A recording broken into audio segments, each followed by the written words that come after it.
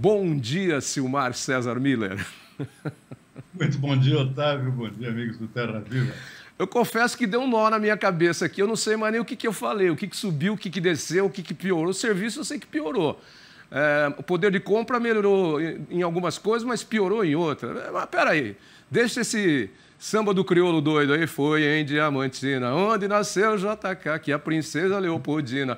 A gente já vai explicar esse samba do crioulo doido aí. Primeiro vamos com as cotações para esta sexta-feira, não, quarta-feira. A segunda vez que eu falo que é sexta-feira, Silmar. Tavinho, as coisas são bem boladas mesmo. É sinal dos tempos, né? Está tudo embolado no mundo inteiro, então os indicadores da economia não são muito diferentes, porque eles refletem exatamente essa realidade. A gente já vai ver daqui a pouquinho. Antes de mais nada, Tavinho, como é que está o mercado nesta quarta-feira? Olha, preços da soja em queda na Bolsa de Chicago. Ontem tinha subido.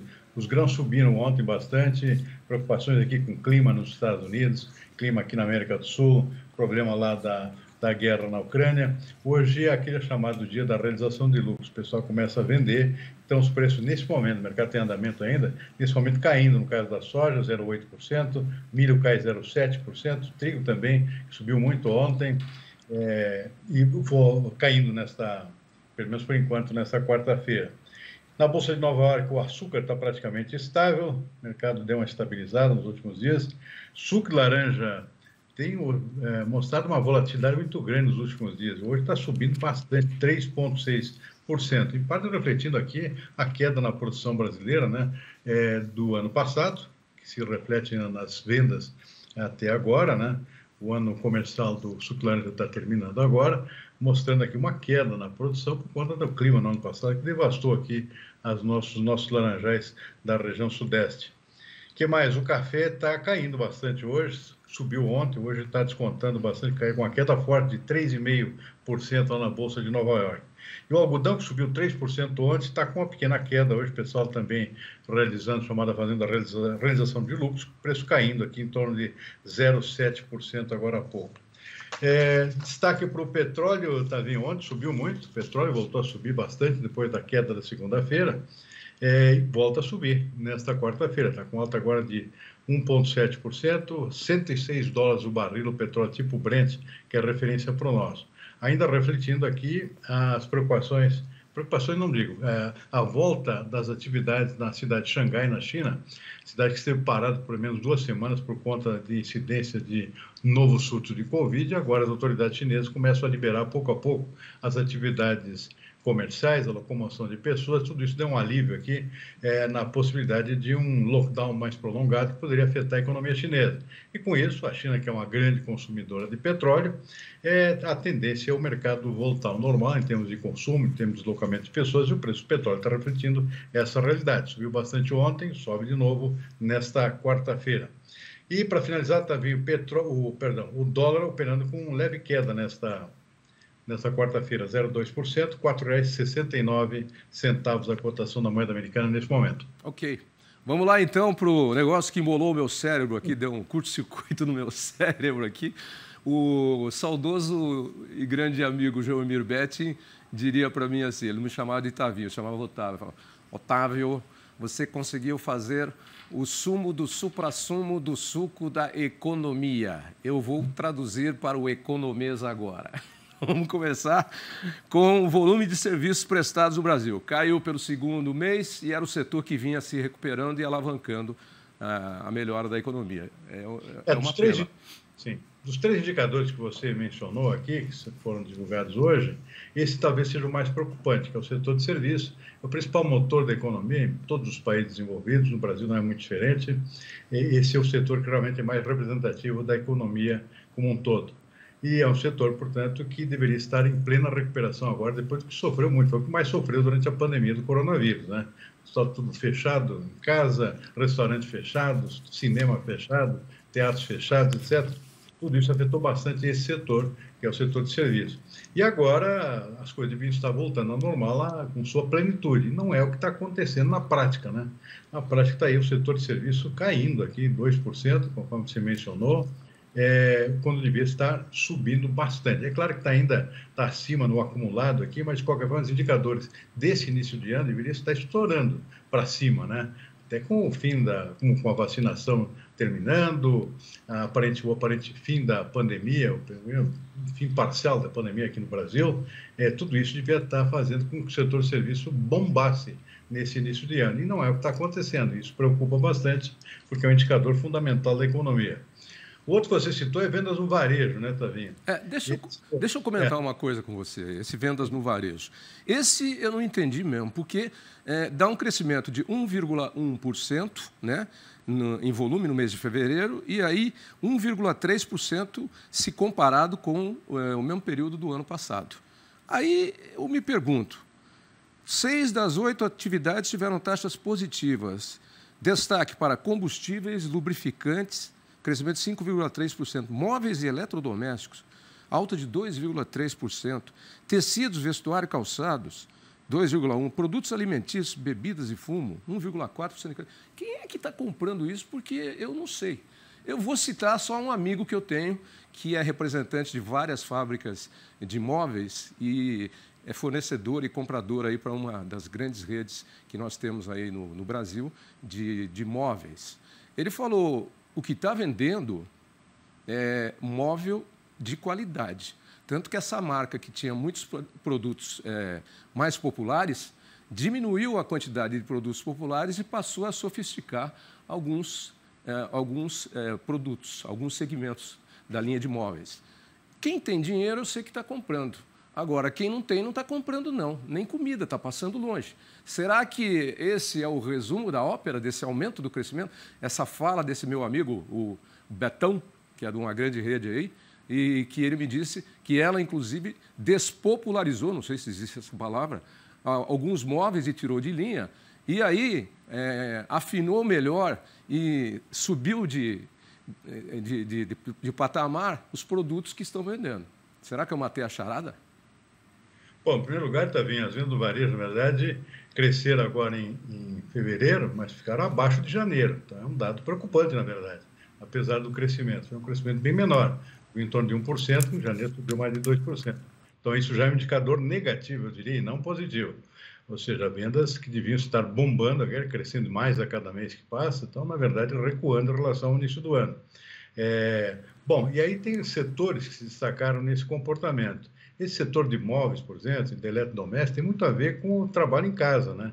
Mudou muito a configuração aqui da forma como a gente trabalha, então o pessoal procurando um pouco mais de conforto, isso tem a ver mais com classe média, não é com a população mais pobre, não está comprando nada, essa é a grande verdade.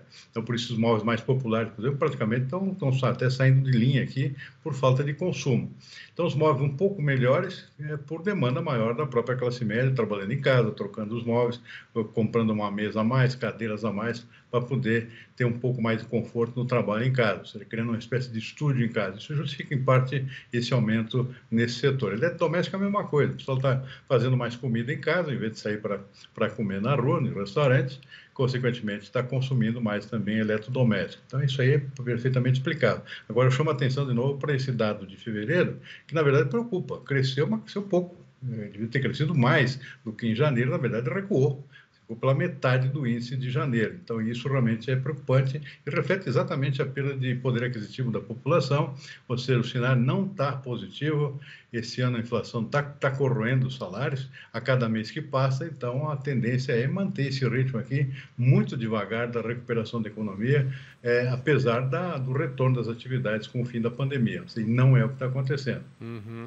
Por isso que, como jornalista, eu aprendi desde cedo que a gente tem que perguntar quando a gente não entende e quando a gente não sabe.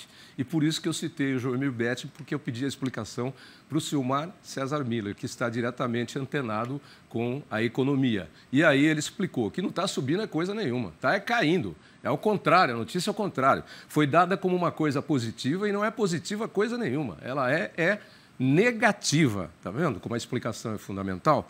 E aí entra junto também, no balaio, a produção agroindustrial. Aliás, sempre um comentário ainda em cima disso, Davi. Em economia tudo é relativo, né? Ou seja, sim, tudo tem relação com algum comportamento anterior, então é sempre bom ficar atento com o conjunto dar explicação para realmente ter uma ideia do que está acontecendo, se as coisas realmente estão melhorando ou estão, na verdade, piorando, né? Bom, produção agroindustrial. Aí tem muito a ver com isso que a gente tem conversado aqui com muita frequência também, que, bom, em primeiro lugar, a própria queda do poder aquisitivo do produtor rural brasileiro. É bom a gente lembrar isso também. O produtor que faturou bem nos últimos anos, com altos preços agrícolas, só que está perdendo renda agora com altos custos de produção.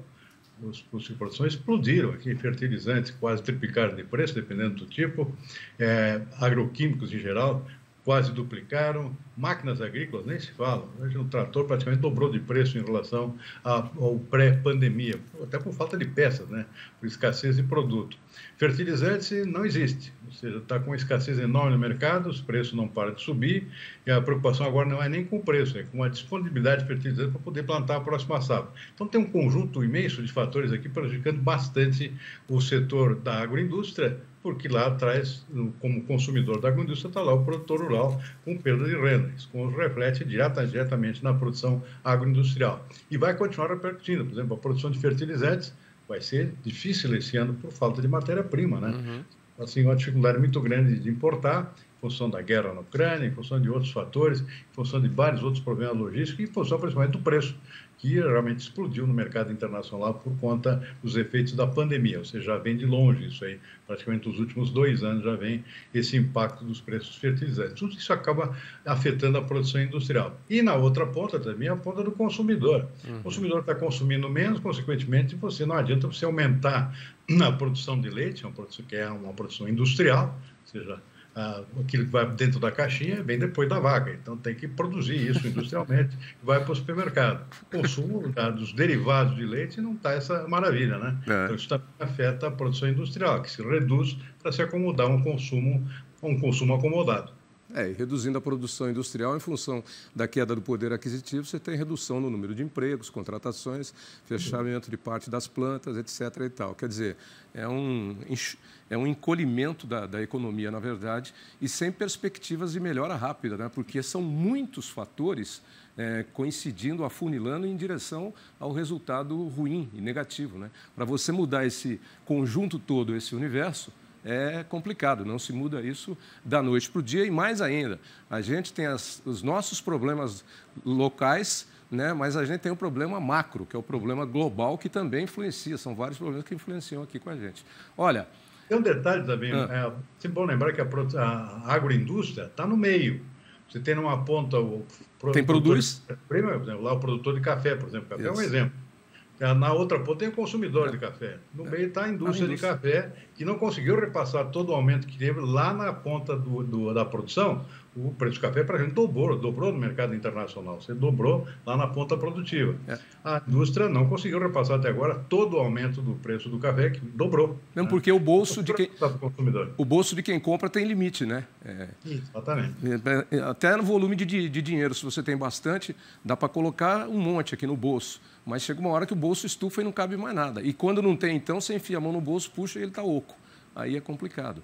Eu acho que a produção de fertilizantes foi toda em direção ao Palmeiras, viu? Porque a única bola que está quicando e entrando no gol é a do Palmeiras e do segundo time ainda, hein? Que ontem fez 8 lá nos bolivianos. Nossa. 8-1, hein? Impressionante. Impressionante. O verde está cada vez mais forte, está bem adubado lá, viu? Vamos esperar que continue. Um bom final de semana. Bom final de semana, porque nós temos 2 programas gravados aí na quinta e na sexta-feira. Tem Páscoa no domingo. Na segunda a gente está de volta ao vivo. Uma ótima Páscoa para você e seus familiares e todos que nos assistem. E até segunda.